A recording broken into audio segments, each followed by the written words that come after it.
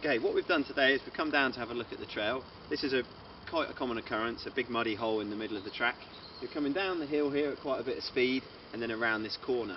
When this trail was built, this area here was built as a rolling grade dip. So what we're going to do today is put that rolling grade dip back into the trail so that the water running down this way and running down into this way drains off as a sheet rather than through a gully. The common technique with this is just to dig out the middle so the water runs away. The problem with that is as the riders come through, it's going to bank back up very quickly. So what we want to do is build this out as wide as we can and clear all this rubbish out of the way and then cover up and make sure the track still looks like it does. So riders coming down don't lose the line of the trail and as a result lose their flow coming through this section.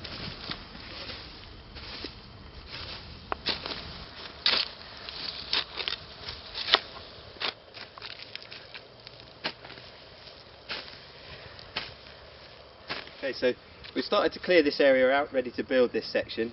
One of the big things to remember when you're building is, although my spade's a bit muddy today, is a good spade makes all the difference.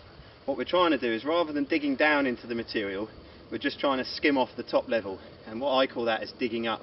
It sounds a bit odd because obviously even if you dig down you dig up, but what we're looking to do is just to catch into this top level of soil and grass and kind of skim off that top level. So it's a very shallow cut that just gives you those little scalpings or scrapes rather than digging into the trail properly. And what we can do then is it gives us a really nice clear area to work with rather than this grass being in here. The reason the grass is growing is because all the mineral has been washed down the hill and sits in here, really rich fertile soil, so the grass loves it and just grows up really quick. So we're just trying to skim that off, as I say, just cutting that through, just producing those very slight cuts, and that then helps to clear this area of trail ready for the next stage.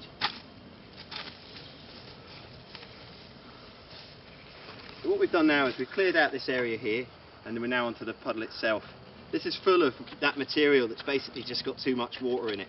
So what we're looking to do is to slop out. Ideally this rolling grade dip would probably be about twice its length, but because of the tree here and the berm that comes down the hill into the corner, we're limited to quite a small space, which is probably why it blocked in the first place.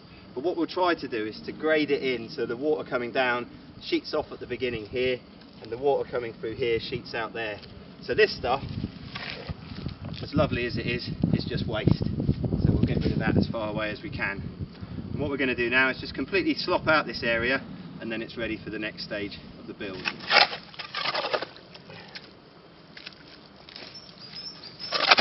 Okay, so what we've done now is we've got rid of that nasty slop. The good thing you can see is already in the bottom of here we're back to the bedrock.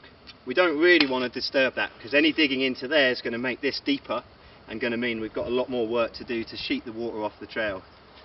This is the stuff that was blocking the trail, and you can see it's not really that heavy and it kind of comes off in sheets, suggesting that there was originally a rolling grade dip here.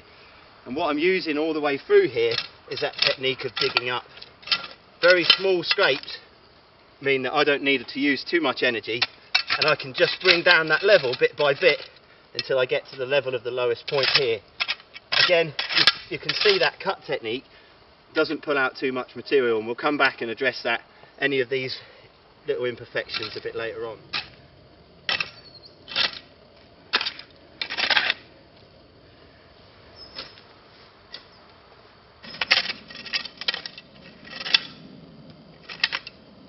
We're really starting to make some progress now. We've cut away the slop from the inside of the turn and we've cleared away this ledge, which is sloping out at a very small gradient from the inside here to the outside. There's still a little bit of a lip in here, but the next stage of the job is really the magic of any job. It's all in the finishing. So what we've got to do now is just chamfer this bank a little bit so that this sharp edge here doesn't bully riders too far off the trail. You can see there's a little lump here that's just doing that at the moment, and then just finish off in here and get that all set up.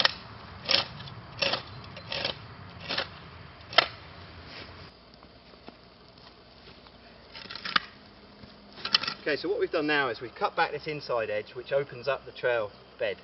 This area here is where most of the riders will be, but by just chamfering in that inside edge, what we've enabled them to do is to have a clear sight line out of here and up over the hill. I've got a couple of little piles of brash here ready to camouflage that back, but you'll notice that each time we've stopped to look at a section, we have a relatively tiny work site. The key to that is so I can see where I'm getting to with these grades. If I get this slightly wrong and it starts to grade back, the water will be back in very quickly.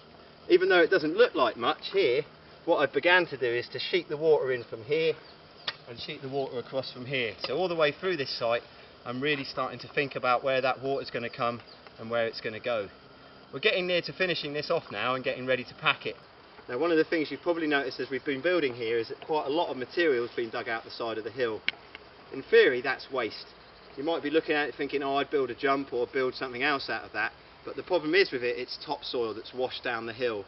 If you're digging out this section here, it's not too bad, but the quantity of material you're getting here isn't really enough to make an impact on any features you'd want to build. So it's just being careful, and most of it's waste, as I said, so we're just throwing it away, and in a minute we're going to get on to camouflaging that. The next stage is to pack everything down. What packing does is it just seals that top level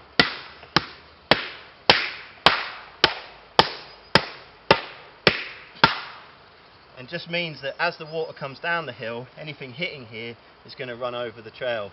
The key is a good spade. If the back of your spade is nice and smooth like mine is, it will help to pack that in. The thing to watch on a day like today is the spade will soon start to pick up some mud, so you might want to keep the back of the spade clean using your glove, or better still a stick, so you don't end up with muddy gloves. But just packing that in, so what I'll do next is I'll pack all of this in and then make sure this is nice and hard and ready for riders coming down the hill. Okay, so what we've done now, even though it's a bit sticky today, is we've now packed it all down. A few little bits of mud here just falling off my boots as I work around, but generally I'm pretty happy with this surface.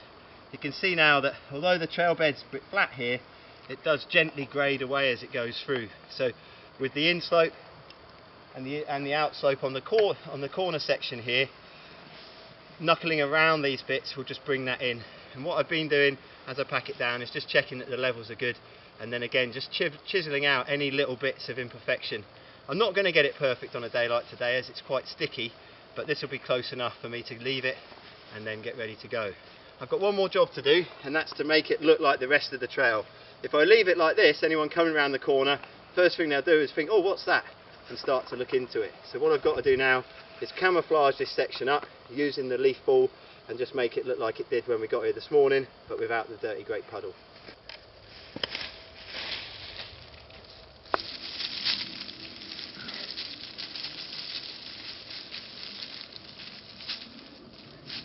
Okay, so what we've done now is we've just camouflaged the edge of the trail using these leaves.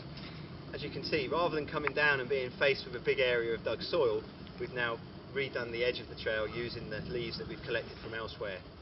It's basically just the same as a skin graft. We've just taken a big patch of leaves from down the hill, dropped them into here. At the moment they're a bit damp, just where we turned them over. Within 24 hours they'll have dried out and go exactly the same colour as the rest of the leaves in the wood, helping people coming round this corner to focus on where they want to be going rather than what they're doing. We've also just camouflaged the inside a little bit. That's a little bit harder, and also there's much more risk of that washing down over the hill and spoiling the line.